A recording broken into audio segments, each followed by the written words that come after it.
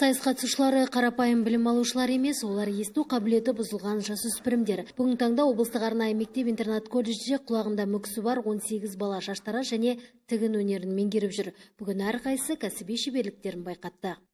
Мен Мұратова Алина, 2-ші курс студентімін. Қызылорда қаласына келдім. Болашақта тігінші болғым келеді. Киімдерді пішуді, тігуді үйрендік. Енді білген түйгенімізді бүгінгі байқауда дәлелдейміз. Менің мамандығым шаштараз өнері. 1-ші курс студентімін. Колледжде бізге әртүрлі шаш үлгілерін жасауды үйретеді. Сонымен қатар ерлердің, әйелдердің шашын қиюдың ерекшеліктерін де меңгеріп жатырмыз. Жұмысшы мамандықтар жылына орайластырылған байқау бірнеше кезеңнен тұрады. Қатысушылар алдымен заманауи сәнді шаш, киім үлгісін көрсетіп, екінші кезеңде үй тапсырмасын таныстырады. Ақтық сайыста шеберлік сағатын өткізеді. Бұл байқауға біздің оқушылар өте үлкен жоғары дайындықпенен дайындалды. Себебі қатысушы оқушылардың өздері де алдағы уақытта осы екі құзыреттілік бойынша мамандықты таңдап отыр.